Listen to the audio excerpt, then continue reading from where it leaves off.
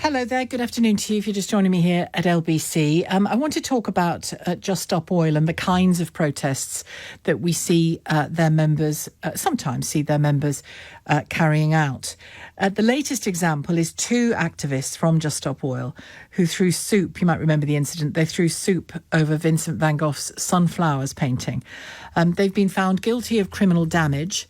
And they've been warned by the judge, this is the same judge that imprisoned 5 Just Stop Oil protesters over that action on the M25, premeditated, pre-planned action on the M25 that caused huge disruption to many people and, according to the judge and the findings in their case, endangered some people as well.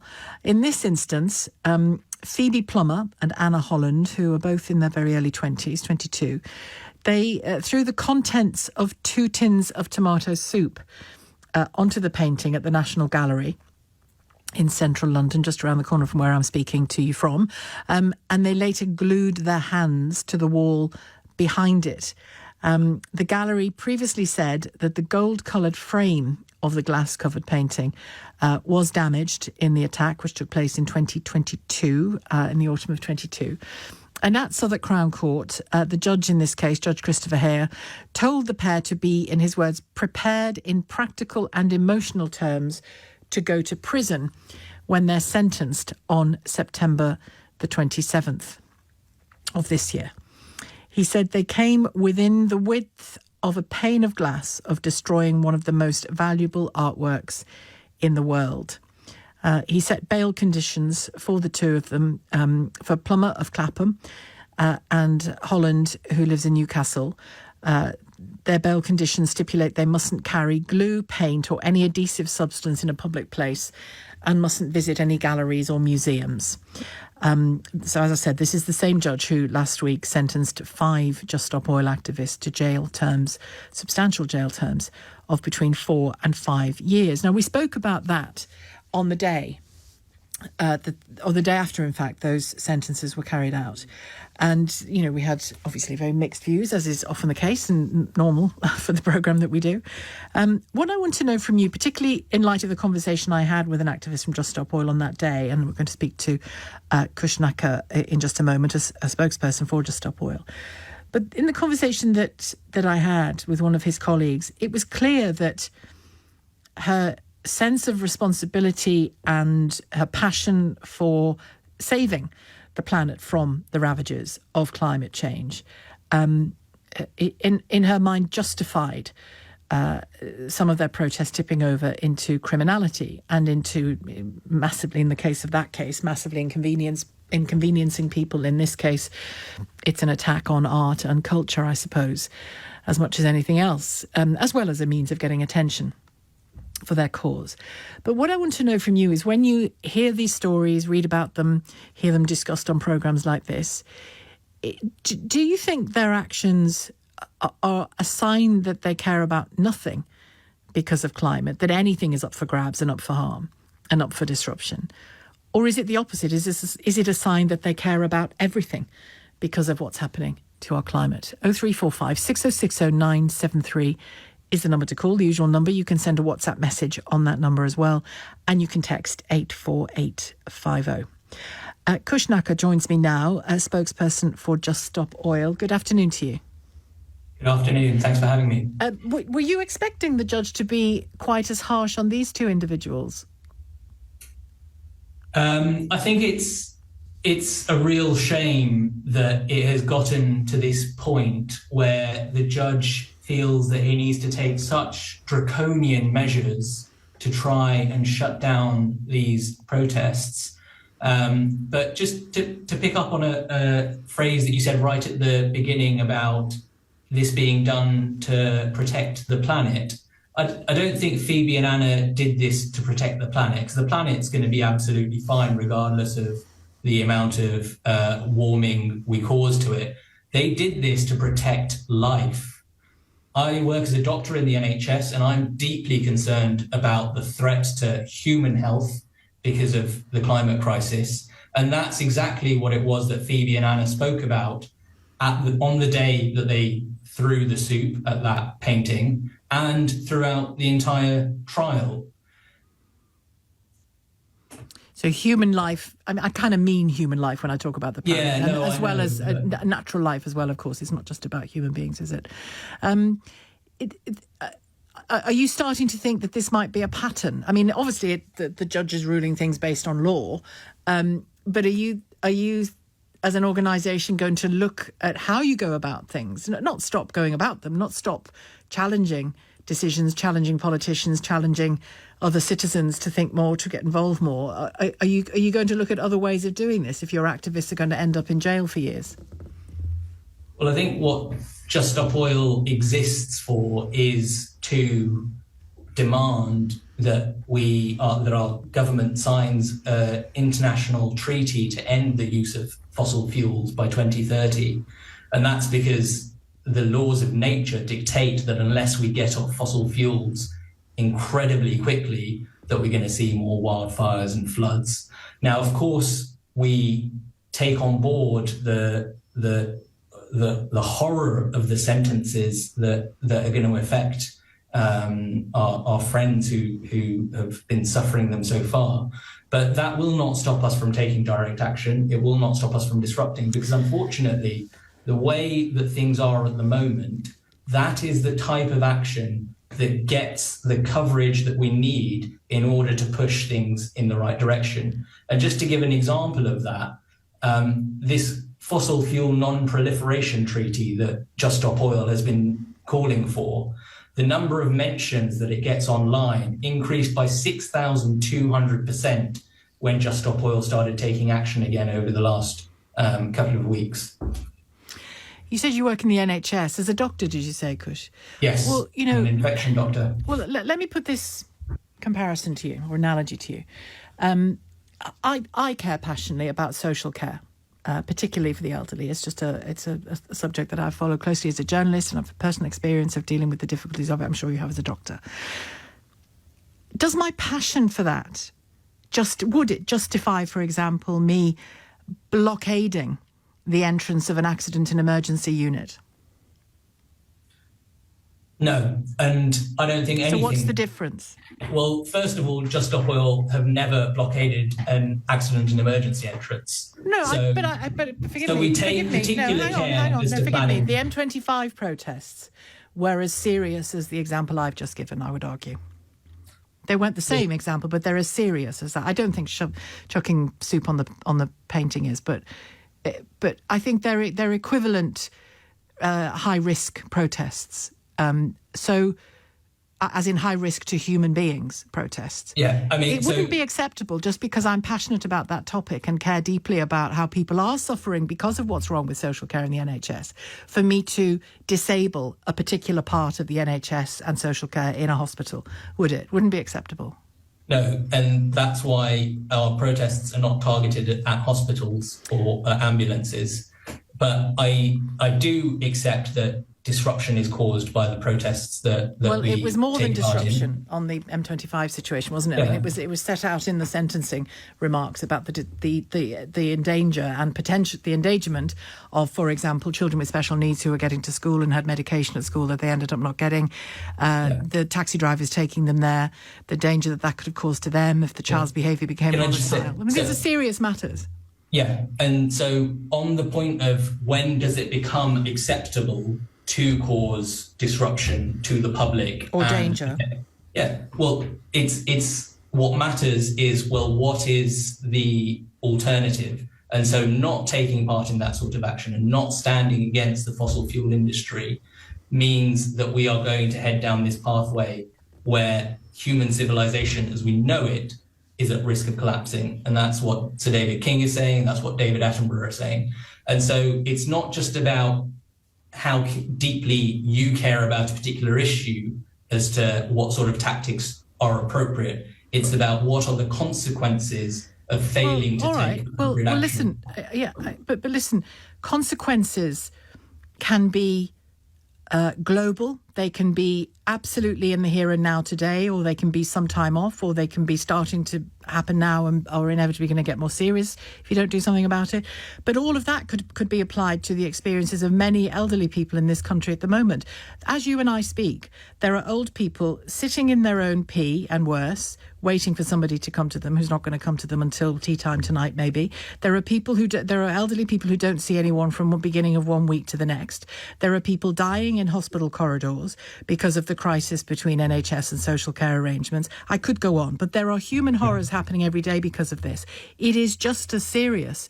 It's just more a sort of isolated. In each incident is isolated, but the damage of climate change is many isolated incidents as well. I'm just trying to get to the point that I mean, I have a great deal of sympathy for the battle that you're waging, but I lose sympathy. Not totally for the arguments, obviously, but I lose sympathy for some of the activities you carry out, because I think your organisation thinks it has the right to disrupt and endanger where others don't have the right to disrupt and endanger. And that would be my red line. So on the points that you raised about social care and it really failing to meet the needs of those vulnerable people, I 100% agree. And I do think, without a doubt, that much more desperate action needs to be taken to address those. Criminal action? Just in exactly the same way as the climate crisis. Criminal what action? I said wouldn't be appropriate would be blocking a hospital entrance. Okay? And so when Just Stop Oil takes disruptive action, it does look at what the potential consequences of that would be. When it blocks the M25, it knows that there's going to be the hard shoulder that is available and accessible to emergency services. When it blocks roads, it leaves a lane free where people are not glued on so that emergency services can get by. Yeah, but I'm sure your average hospital would be able to find a way to get people into the hospital that wasn't through the A&E, but it would still disrupt and endanger. And that's the comparison. Yeah, but the aim of this protest is to put pressure on the government. And yes, whilst I accept that it's disruptive, the aim is not to endanger. But of course, there is that risk, but we do everything that we can to try and minimise the risk of endangering any human life, because that's exactly what we're trying to protect, right? We are here to try and protect the lives of not just people in this country, but people around the world. And so we take immense efforts to try and make sure that no one is going to come and be endangered by any of the actions that we're taking. Do you ever worry you're getting it wrong? Not that your motivations are wrong, but that you're getting it wrong. All of the time, I worry that there's a risk that we might be getting it wrong. But then you look at what has been working and what has not been working. And unfortunately, the other methods of trying to raise the alarm have failed for decades and decades. You know, ExxonMobil knew that they were going to be causing a climate crisis back at the end of the 1970s, and they hid that from the public. Politicians have known that the climate crisis is coming since the late 80s, early 90s, and every single other effort that has been made to try and get them to take serious action has failed. And therefore, I think it is our duty as people who want to protect health to do everything that is non-violently possible to raise the alarm and demand that we get off fossil fuels. All right. Thank you very much indeed for joining me today. Kush, spokesperson for Just Stop Oil. Your calls in a moment. It's 1:18. I made that challenge to my guest, Kush, just because something matters enormously to you and matters enormously to all of us, it should do one way or another. Does it justify criminality? Because we could all conclude that about things that we feel strongly about, couldn't we? We could all say, well, today, because I'm so passionately opposed to this or that or the other, or I want to campaign for this, that or the other, I'm going to stage an incredibly disruptive or damaging protest in a particular location against particular people. We could all do that. That's one argument. The other argument is that this is a sign that they care very, very deeply about everything. Because life on Earth is everything to us, isn't it? They care very deeply about it. And that's why they go to the extremes and the lengths that they go to. Where do you fall on those two sides really of that coin? 0345 6060 973. Catherine's call from Kendal. Hello, Catherine. Oh, hi there, Sheila. Hi. Yeah, I was really interested to hear what was being discussed just now with the doctor that you had on. I'm a nurse. I've dedicated my career to improving the well-being and health of children, and I completely support everything that he says. To be really blunt about this, their children's lives are gravely at risk.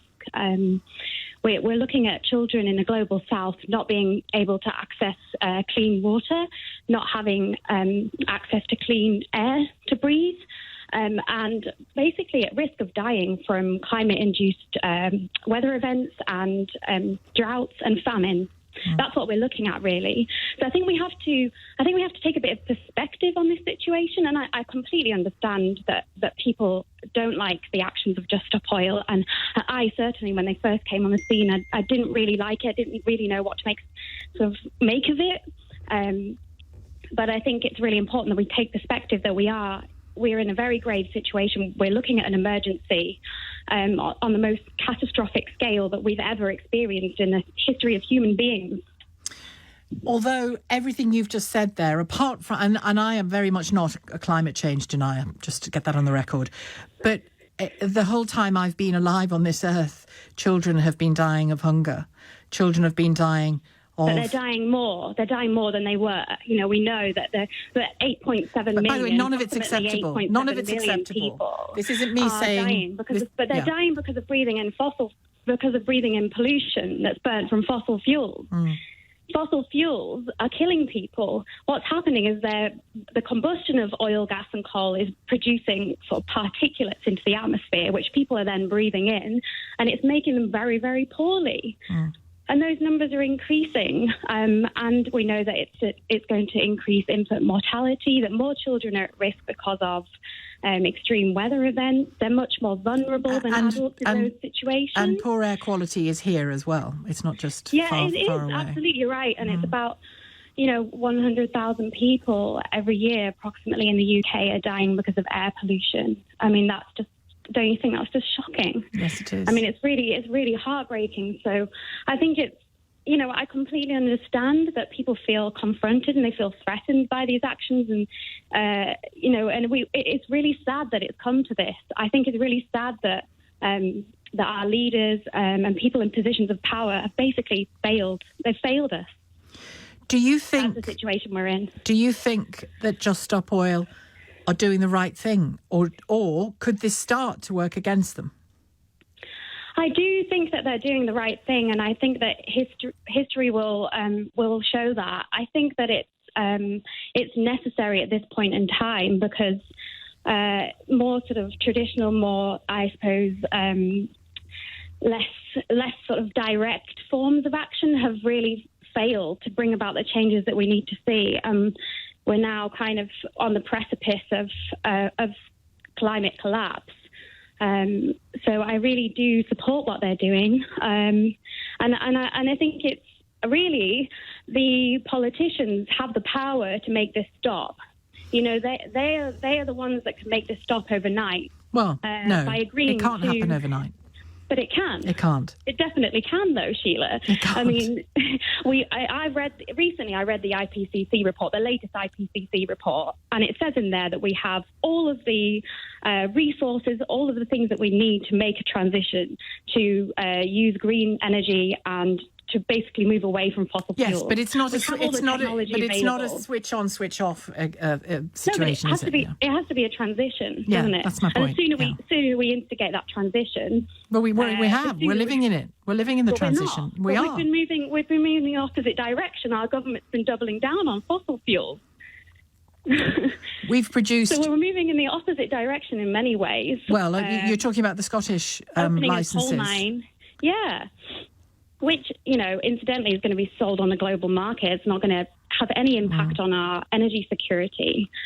So yes, there have been some changes, but it's nowhere near fast enough. Can I speak? It's really difficult when you just keep on talking. The transition is underway, Catherine. Do you accept that? I don't accept that. I think that there have been some changes made, but I think nowhere near bold enough, nowhere near fast enough.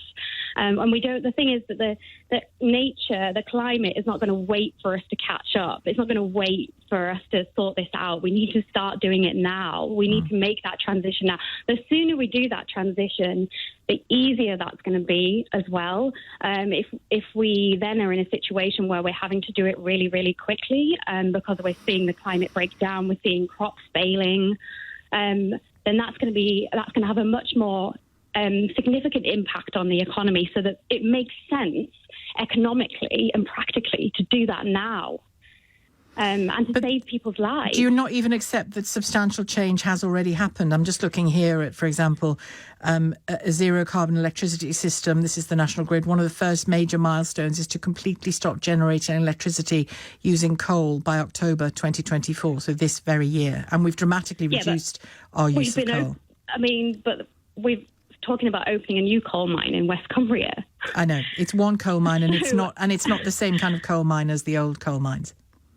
But it is a coal mine. It is.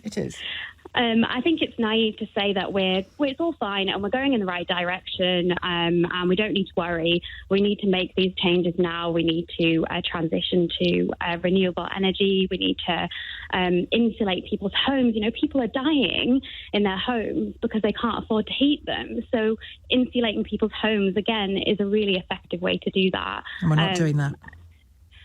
You're not doing that. We're not doing that on the scale that we should be. No. Absolutely, yeah. So, okay. So where's the limit on the protest then? Well, I think I can understand that. I think Just Stop Oil are going to continue with their actions until their demands are met. I mean, this issue isn't going to go away. It's just not going to disappear overnight. Until their demands are met. That sounds very terroristy. Oh, so you're saying that I'm a terrorist? No, I'm not saying you're a terrorist. I'm saying it's the language of terrorists. How is it the language of terrorists? Until my demands are met, I will at will break the law. How is it terrorist to want our children? I'm not saying you're a terrorist. I'm pointing out it's the language of terrorism to say, until I get my way, access to clean water. Until I get my way, I will continue to break the law. How is it terrorist to want our children to have a future, a safe and secure future? That's what I'm asking of you, Sheila. It isn't terrorism. I'm saying to you, Catherine. But you did say that word. Yeah, I know I did, but I said it in a context that you're now not using it in. But their demand is something that scientists all over the world are asking for. That's what they're asking. Asking for something isn't demanding it. This is asking for something isn't demanding it. They're very different things. Campaigning for something isn't demanding it, and demanding it at the end of a threat of criminality. That's the thought. That's the only point I'm making here, Catherine.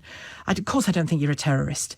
I'm uncomfortable with the metaphorical gun to the head approach. And I know that people come back to me and say, as you know, including members of Just Stop Oil that I speak to, come back and say there's already a whopping great gun to your head called climate change. And I get that. But I think there are more creative ways of making your argument, personally. And I do think it looks to me as though these prison sentences, and, you know, for the record, I said it on the day, I think 5 years is ludicrous I think a prison sentence is justified in those M25 cases, but not the length of it. I'm not sure I think it's justified in this case, the picture. But then again, if for a giggle I decided to throw soup over something in the National Gallery, I'd probably get a short jail sentence, wouldn't I? But whatever it was about, because it's criminal damage.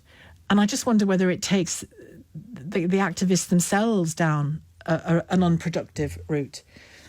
That's my concern about the criminality thing. And I do think there is an element of hissy fit about saying, if this doesn't happen the way I think it should happen, because we've all got topics that we feel like that about. If this doesn't happen the way I think it should happen and when I think it should happen, I'm going to break the law. Imagine if we all did that. That's my problem with the breaking of the law thing. Thanks, Catherine, for your call. Catherine in Kendal. Michael's call from Sevenoaks, first of all, though, to carry on our conversation about Just Stop Oil and two recent examples of Just Stop Oil activists being prosecuted, found guilty and sentenced, and the latest, the two who threw soup on the Van Gogh painting in the National Gallery have been told to expect a custodial sentence. Michael in Sevenoaks, hi. Hi, Sheila. How you doing? Okay. Good. Yeah, I was driving along. I was sitting in the traffic, actually, and I just found myself, there was a couple of people you've had on, I think Catherine might have been her name, and I just found myself thinking, I wonder if actually potentially more of the problem Just Stop Oil have at the moment is a bit of a sort of marketing PR exercise, because I don't disagree with their or with the premise, and as you said earlier, I'm not a climate denier or anything like that. Obviously something needs to change.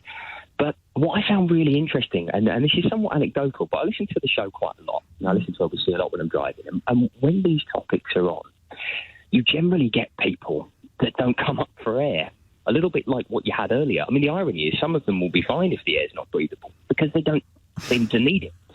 And I just find that perhaps really... Now. I think it turns a lot of people off. Yeah, it's slightly facetious. I was going to say it was funny, but probably won't win you any friends. Yeah. But it's such a tricky one, isn't it? You sort of think, and I totally agree with what they're trying to achieve in terms of we need to improve, it needs to get better, and there needs to be more of a sort of call to action on it. But I don't think people like to feel bullied into it.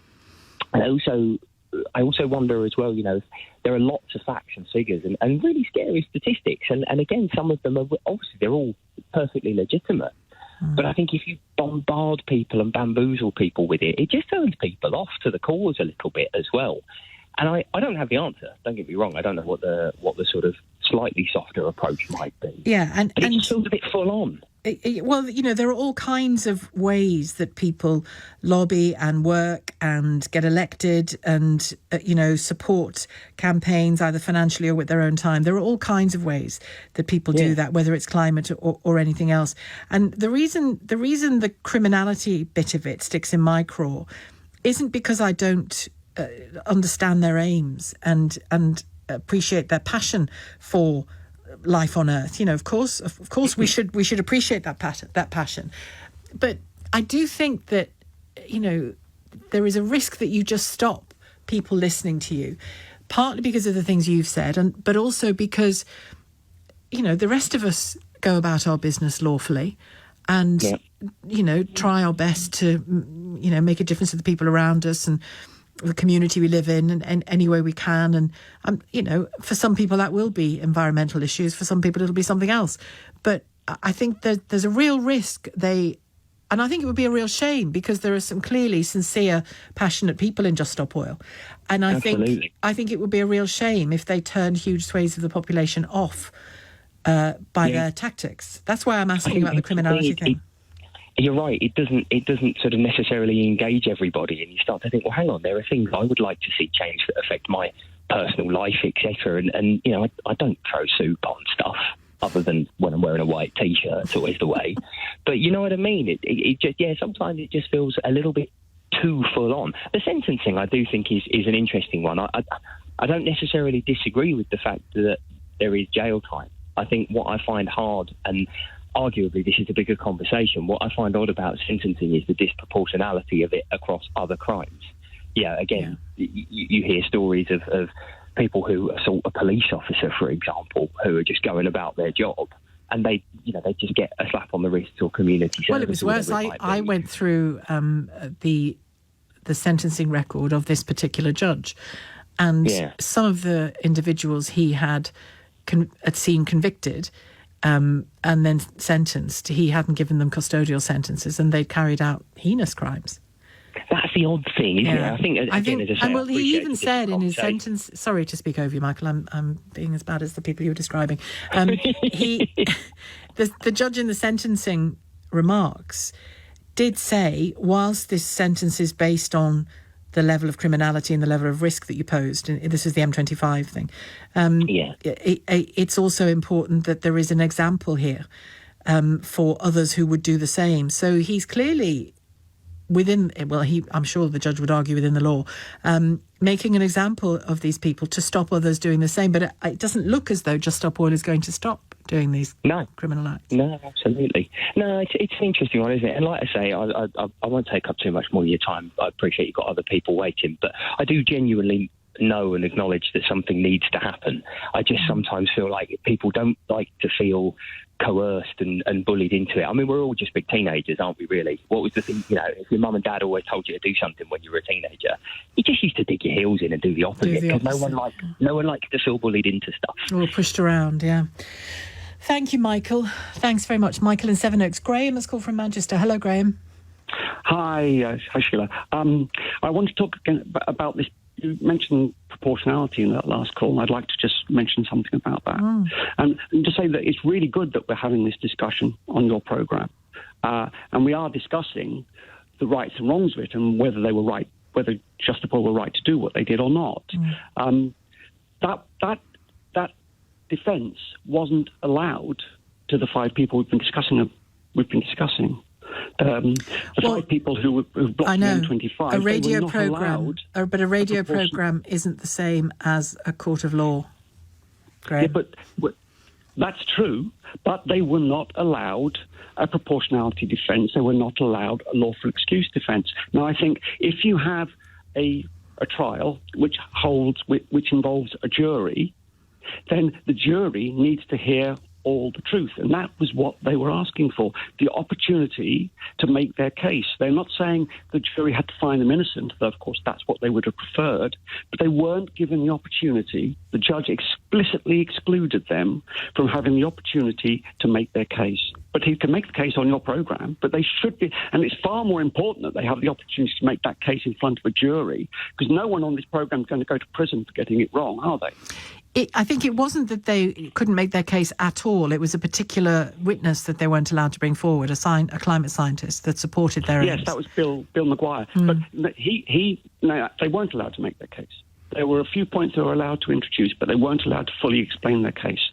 And Bill Maguire wasn't allowed on because he is a scientist who's extremely concerned about climate breakdown, who has written about it. Well, he's one of many. The judge decided that, yes, indeed, and the judge decided that because he had written and tweeted about it, he was an activist himself and therefore disbarred from being a witness. Now, that's absolutely disgraceful. That means, effectively, that scientists who speak out aren't going to be available to explain to judges and juries the severity of the climate crisis. Well, it depends on the case, doesn't it, and what the judge in the case adjudicates. Well, but then that's true. And Judge Hare, I think his name is pronounced, he was following something called the Hoffman ruling. And the Hoffman ruling says we live in a a democracy in which everybody has the right to engage with the government, and because they have that right, they don't have the right to protest. OK, I have to leave it there, Graham, but thank you very much indeed for your call. That's Graham in Manchester. Coming up after the news, we're going to talk ADHD.